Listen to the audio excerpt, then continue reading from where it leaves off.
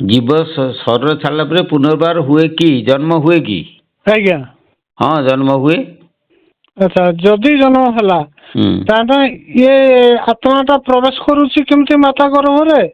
माता गर्भरे तो पितांकर बीर्जरु जो माने शुक्राणुटा पशिला सी बड़ होकर जन्म है ताले ये केते बड़े केमती माता पाखु गला ना पिता पाखु जाइकरी एटी प्रवेश कला? मुझेटा आम एपिसोड रे बहु बार छाड़ी सारी ହେଲା ତାହେଲେ ମୁଁ ଭେଟ କରି ନାହିଁ ସେଟାକୁ ମୁଁ ଦେଖୁଛି ଯେ ମୁଁ ଶୁଣ ଖାଲି କହି ଚାଲିଛୁ ମୁଁ ବସ ମୁଁ କହିସାରେ କହିବ ଯେ ଗୋଟେ କଥା ହଉଛି ଯେ ମୁଁ ତାକୁ ମୁଁ ଏପିସୋଡରେ ବହୁବାର ଛାଡି ସାରିଛି। ତାପରେ ଏବେ ବର୍ତ୍ତମାନ ଯୋଉ ପ୍ରଶ୍ନ କଲ ଯେ ପିତାର ଶୁକ୍ରାଣୁଟା ମାତାର ଡିମାଣ୍ଡ ସାଙ୍ଗରେ ମିଶିକି ଗର୍ଭାଣୁ ସୃଷ୍ଟି ହଉଛି ଆଉ ଇଏ ଆତ୍ମାଟା କେମିତି କୋଉଠି ରହୁଛି ଯାଇକି ଏଇ ତ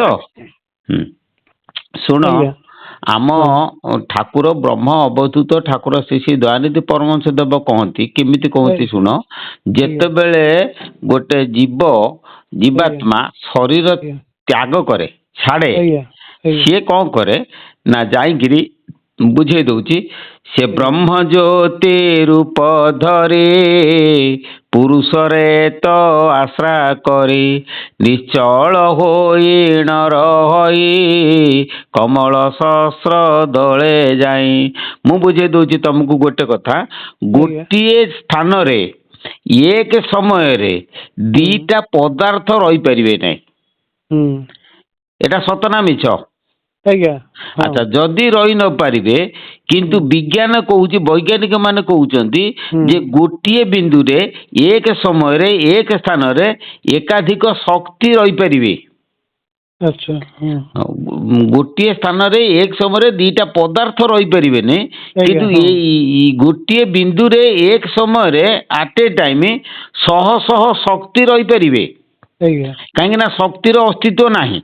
जीवात्मा जेतले शरीर त्याग करे से कौन करे ना ज्योति रूप रे जाए चेतन चित ज्योति रूप रे से शरीर भीतर बाहर जाए ज्योतिर कौन से अस्तित्व नाही तेणु सी कौन करे ना पुरुषर जो सहस्र दल कमल रे जो निशब्द ब्रह्म रही तांका सांगरे मिसिकी सी रहे जेतले मिसिकी रहे कौन हुए ना जेतले माने माता पितांकर मिलन घटे जेतले माता पितांकर मिलन घटे कौन हुए ना क्षणिक भीतर से ज्योति तरंगटा तरंगायित होइके आसिके ललाट चक्र पाखरे पहुंचे। अच्छा ललाट चक्र रे एटा क्षणिक भीतर बिजुली बेगरे हुए ललाट चक्र रे हमर थांती के ना निराकार जोग माया तांको भेट करिगिरी से पुनी तळुकु खसिकी जाईगिरी विशुद्ध पद्म रुए मेरुदंड भितरे।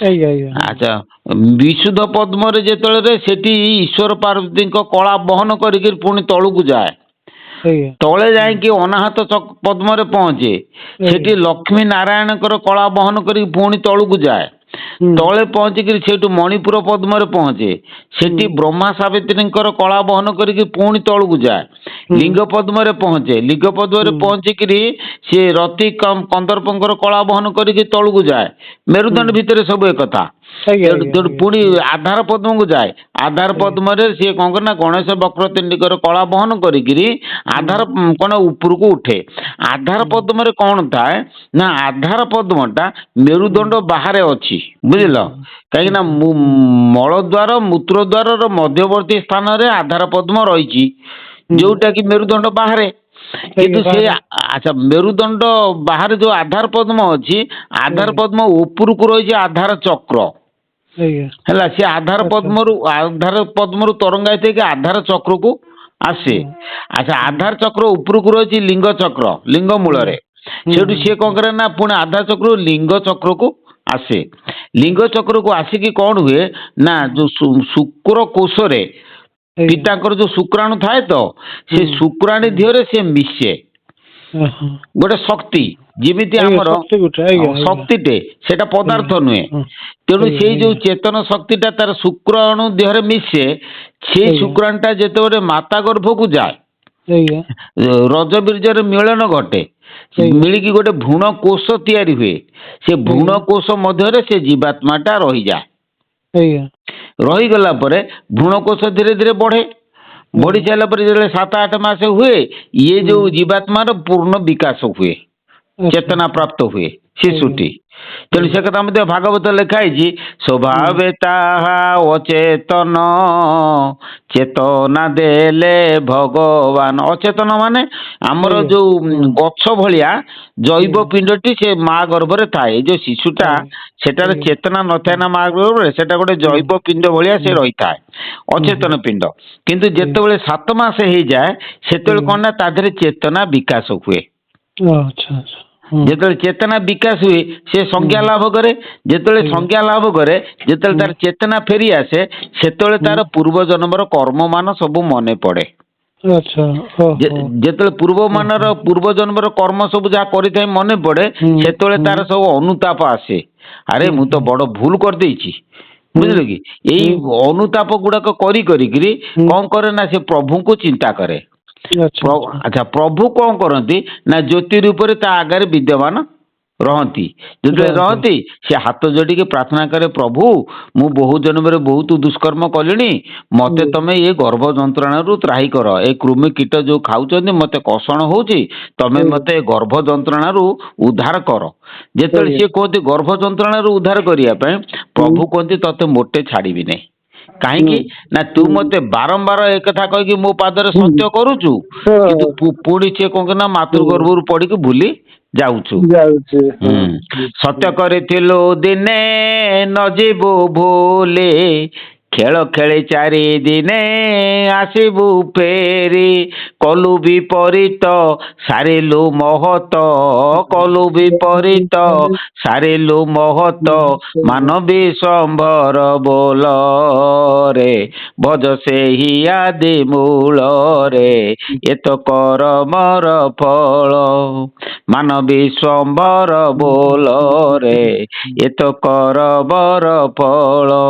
ହେଲା କି ଯେ ମୁଁ 4 ଦିନ ମୁଁ ଖେଳ ଖେଳିକି, ତୁ ସତ୍ୟ କରିଥିଲୁ ତୁ ଯାଇକି 4 ଦିନରେ ଖେଳ ଖେଳିକି ଫେରିବୁ, କିନ୍ତୁ ତୁ ଯେତେବେଳେ ଭୂମିରେ ପଡି ଯାଉଛୁ ମୋ କଥା ଭୁଲି ଯାଉଛୁ, ପୁଣି ତୋର ସଂସାରରେ ମାତି ଯାଉଛୁ, ପୁଣି ଆସିକି ମତେ ପ୍ରାର୍ଥନା କରୁଛୁ, ତେଣୁ ମୁଁ ତତେ ଛାଡିବି ନାହିଁ। ଖେଳ ଖେଳି 4 ଦିନ କଣ ଜାଣିପାରୁଛୁ ନା? 4 ଦିନ ହଉଛି ବାଲ୍ୟ, ପୌଗଣ୍ଡ, ଯୌବନ, ଜରା। ହେଲା, ଏଟା 4 ଅବସ୍ଥା। ଗୋଟେ ପ୍ରତ୍ୟେକ ମଣିଷର ତା ଦେହରେ 4 ଗୋଟି ଅବସ୍ଥା ଭୋଗ ହୁଏ। କେତେ? 4। ଗୋଟେ ହଉଛି ବାଲ୍ୟ, ବାଲ୍ୟଟା ହଉଛି ଜନ୍ମରୁ 5 ବର୍ଷକୁ କୁହାଯାଏ ବାଲ୍ୟ। ତାପରେ ହଉଛି ପୌଗଣ୍ଡ, 5 ରୁ 12 ବର୍ଷ ହଉଛି କଣ ନା ପୌଗଣ୍ଡ। ପୁଣି ତାପରେ ହଉଛି ଯୌବନ, 13 ରୁ 40 ହଉଛି ଯୌବନ। ତାପରେ ହଉଛି ଜରା, 40 ରୁ ତଦୁର୍ଦ୍ଧ ହଉଛି ଜରା। ବୁଝିପାରିଲ ନା? ତେଣୁ ବାଲ୍ୟ, ପୌଗଣ୍ଡ, ଯୌବନ, ଜରା ଏଇ 4ଟା ଅବସ୍ଥା ଭୋଗ କରିକିରି ପୁଣି କଣ କରୁଛୁ? ଦେହ ତ୍ୟାଗ କରୁଛୁ, ପୁଣି ମା ଗର୍ଭକୁ ଆସିକି ପୁଣି ମତେ ପ୍ରାର୍ଥନା କରୁଛୁ। ଏଇ ଭିତରେ ଚାଲିଛି, କିନ୍ତୁ ତୁ ପ୍ରକୃତ ମୋ କଥାଟାକୁ ଭୁଲି ଯାଉଛୁ। ହେଲା, ଆମେ ମାନେ ସମସ୍ତେ ମା ଗର୍ଭରେ ଯୋଉ ପ୍ରଭୁଙ୍କର ଦର୍ଶନ କରିକି ତାଙ୍କ ନାମକୁ ସ୍ମରଣ କରୁଥିଲେ, ଆମେ କଣ କରୁଛନ୍ତି ନା ମା ଗର୍ଭରୁ ପଡିଲା ପରେ ଆମେ ସବୁ ତାକୁ ଭୁଲି ଯାଇଛନ୍ତି। ଯଦି ଭୁଲି ଯାଇଛନ୍ତି, ସେଇ କଥାଟାକୁ ଆମର କିଏ ମନେ ପକେଇଦବ? କେବଳ ମାତ୍ର ସଦ୍ଗୁରୁ ତମକୁ ମନେ ପକେଇ ଦିଅନ୍ତି, ପୂର୍ବ ଚେତନା ଦିଅନ୍ତି। ସଦ୍ଗୁରୁଙ୍କୁ ଛାଡିଦେଲେ ଅନ୍ୟ କେହି ଗୁରୁ ନାହିଁ କି ତାର କ୍ଷମତା ନାହିଁ ସେ ପୂର୍ବ ଜନ୍ମ କଥା ଗୁଡାକ ତମକୁ ମନେ ପକେଇଦବ। କେବଳ ସଦ୍ଗୁରୁ ମନେ ପକେଇ ଦିଅନ୍ତି। ହେଲା, ଆଉ କଣ କହ? ହଉ, ଶୁଭୁ ନାହିଁ, ପଛରେ କଥା ହବା।